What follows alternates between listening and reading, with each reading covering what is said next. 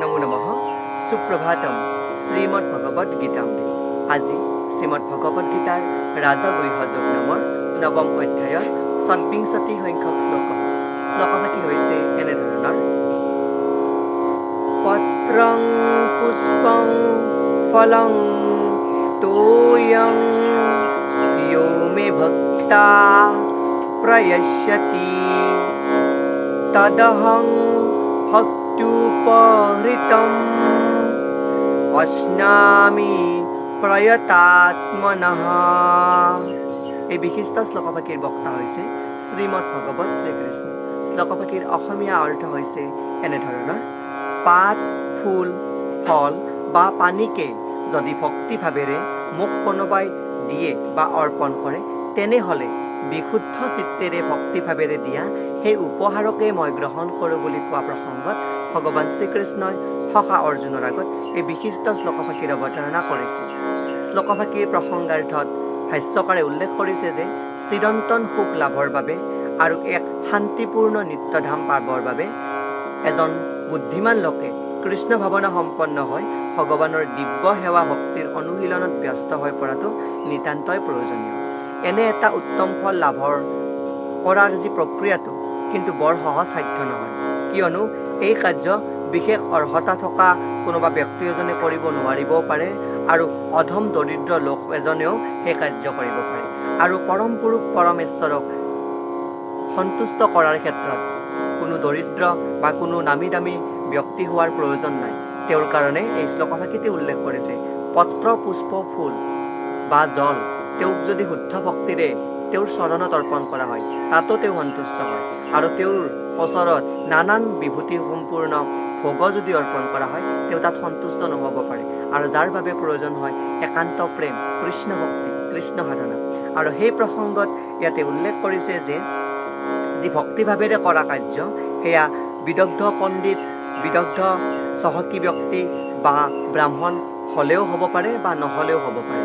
আৰু এই প্ৰসংগত উল্লেখ কৰা অনুসৰি যি যজ্ঞ, তেওঁৱেই পৰম পুৰুষ পৰমেশ্বৰ কৃষ্ণৰ যি ভক্তা আৰু পৰম ভগৱান, আৰু সকলো যজ্ঞৰ প্ৰতি লক্ষ্য কৰি যি নৈবেদ্য অৰ্পণ কৰা হয়, সেই নৈবেদ্যৰ স্বীকাৰতাও হৈছে ভগৱান কৃষ্ণ।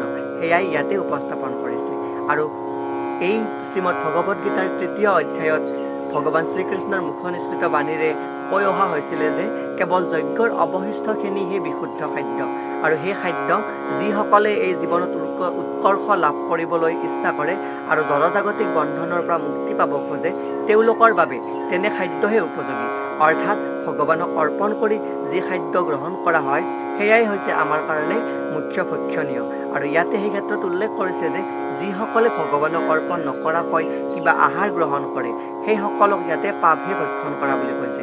আৰু আন কথাত ক'বলৈ হ'লে তেনে মানুহৰ প্ৰতিটো গৰাহে তেওঁলোকৰ বাবে জড়বন্ধনৰ জটিলতা আৰু বঢ়াই তোলা বুলি ইয়াতে উল্লেখ কৰিছে। সেয়া লাগে সুস্বাদু খাদ্যই হওক নহ'লে বা জলপানেই হওক। আৰু সেই প্ৰসংগত আমি পূৰ্বৱৰ্তী পৰ্যায়ত পাঠ কৰি আহিছিলোঁ যে ব্ৰহ্মাক অৰ্পণ কৰি ভক্ষণ কৰাৰ যি শ্লোক, ওম ব্ৰহ্মাৰ্পণম ব্ৰহ্মাভি ব্ৰহ্মাগ্নৌ ব্ৰহ্মণাহুতম ব্ৰহ্মে বতেনা গন্তব্যম ব্ৰহ্মকৰ্ম সমাধিনাম।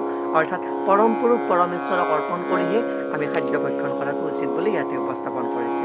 আৰু এই প্ৰসংগত নিৰ্বিশেষবাদীসকলক ইয়াতে সমালোচনা কৰি উল্লেখ কৰিছে যে যিটো পৰম সত্য তত্ত্ব তাৰ কোনো অতীন্দ্ৰিয় বা ইন্দ্ৰিয় নাই বুলি তেওঁলোকে বিশ্বাস কৰে বা নিৰ্বিশেষবাদীসকলে বিশ্বাস কৰে। আৰু সেইসকলে দাৰ্শনিকে শ্লোকভাগীৰ মৰ্ম উপলব্ধি কৰিব নোৱাৰে, আৰু তেওঁলোকে কৃষ্ণ এজন সাধাৰণ মনুষ্য বুলি ধৰি ল'বও খোজে বা তেওঁক প্ৰমাণ্য হিচাপে গ্ৰহণ কৰিবও নোখোজে। কিন্তু দৰাচলতে এই বাস্তৱিক পৰম পুৰুষ পৰমেশ্বৰগৰাকীয়ে হৈছে ইন্দ্ৰিয়ৰ পৰম অধিকাৰী, আৰু তেওঁৱেই হৈছে সকলোৰে জলস্থল নীলস্থলৰ ৰক্ষাকাৰ, আৰু তেওঁৱেই হৈছে সমস্তৰে পালনকৰ্তা, যজ্ঞৰ ভোগকৰ্তা, যজ্ঞক প্ৰদান কৰোতা।